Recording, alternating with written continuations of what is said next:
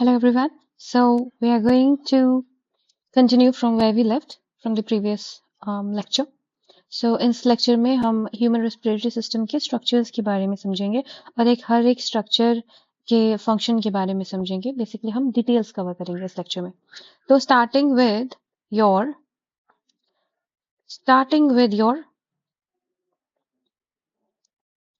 face.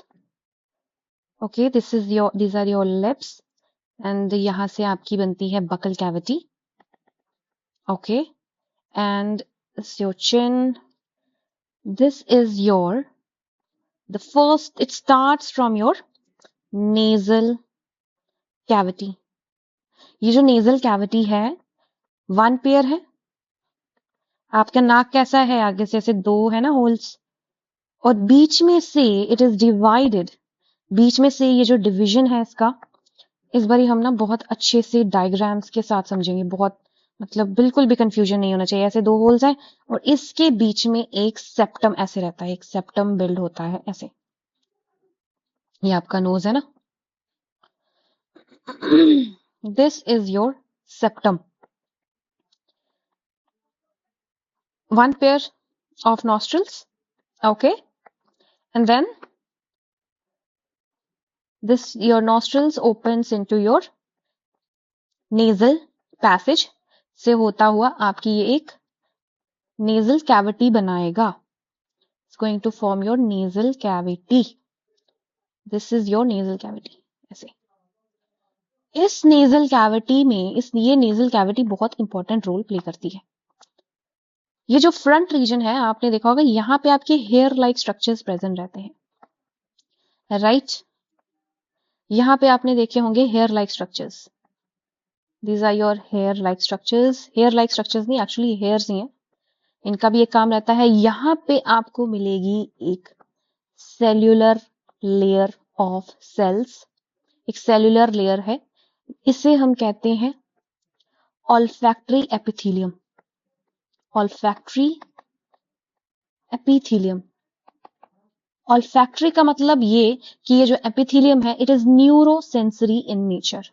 Neurosensory in nature है तो इसका काम है जो भी ये न्यूरॉन्स के थ्रू आपके ब्रेन के साथ कनेक्टेड है.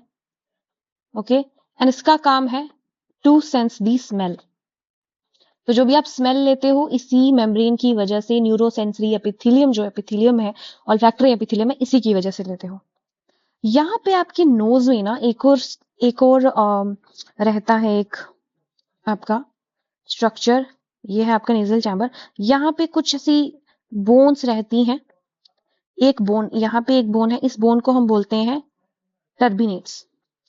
ये है टर्बिनेट बोन है.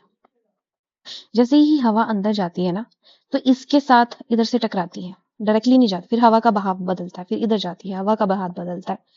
यहाँ से हवा फिर finally and then your nasal chambers. Why this turbinate bone exist? जो भी हवा आ रही है बाहर से उसका टेम्परेचर अगर बहुत ज्यादा है तो कम कर दो. अगर बहुत कम है तो ज्यादा कर दो. Somewhere to balance the temperature with your own body. दूसरा जो भी हवा यहाँ पे आएगी इसके साथ टकराएगी तो हवा तो अपनी डायरेक्शन बदल देगी बिकॉज उसका जो मास है इट्स नॉट दैट मच ना. It's very light. But what happens इसी हवा में कुछ ऐसे पार्टिकल्स रहते हैं. कुछ फॉरेन पार्टिकल्स हैं which are heavier than the air molecules. तो वो यहाँ पे बैठने लग जाएंगे. उससे क्या होता है आपकी हवा जो है वो फिल्टर भी हो जाती है. ओके सो यहाँ पे आपको ऐसे टर्बिनेट लाइक ऐसे स्ट्रक्चर्स बना सकते हो ऐसे.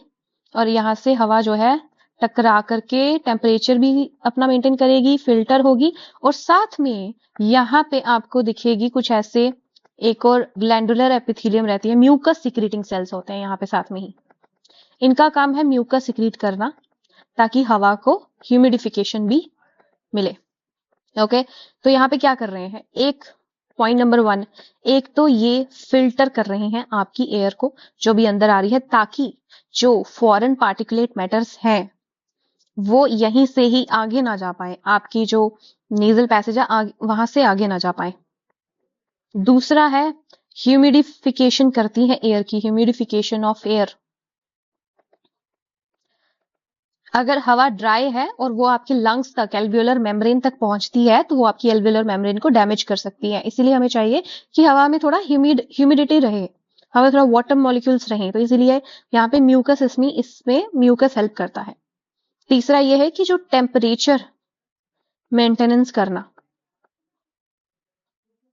ये भी इसका काम होता है। ठीक है। देन नेक्स्ट, सो नेजल कैविटी, ये रहा आपका नेजल चैम्बर। बीच का जो बताया मैंने, ये जो रीजन है आपका, ये रीजन है जो आपका ये वाला, this is your nasal chamber. Okay, ये है आपका nasal chamber. Okay, this is your nasal chamber and I hope ये आपको स्ट्रक्चर अच्छे से समझ आया होगा। ये तो है आपकी बकल कैविटी, यहाँ पे आपके टीथ रहेंगे बहुत ही डरावने। So this, it opens then your nasal chamber, और आपकी बकल कैविटी एक कॉमन पैसेज में ओपन हो जाती है। Okay, now this common passage we call it pharynx. Okay, first part कौन सा आया आपका, नेजल कैविटी, उसके बाद it opens into your nasal chamber, then उसके बाद it opens in your pharynx. Pharynx क्या है, ये common passage for your food and the air, obviously जो एटमॉस्फेरिक एयर आप इंस्पायर करते हो। नाउ फेरिंग्स का जो ऊपर का हिस्सा है ना, ये जो फेरिंग्स का ऊपर का हिस्सा है, जहां पे आपकी नेजल कैविटी ओपन होती है, उस हिस्से को, और उस हिस्से को हम बोलते हैं, इसके बेसिकली फेरिंग्स के 3 पार्ट्स हैं। उस फेरिंग्स के उस हिस्से को हम कहते हैं नेजोफेरिंग्स, जहां पे आपकी नेजल कैविटी ओपन होती है। तो ये जो आपका रीजन है ना, ये वाला, इसे हम कहते हैं nasopharynx. Now that part of the pharynx जहां पे आपकी ओरल कैविटी ओपन होगी या बकल कैविटी ओपन होगी, उसे हम कहते हैं ओरोफेरिंग्स, या फिर हम इसे कह सकते हैं बक्कोफेरिंग्स।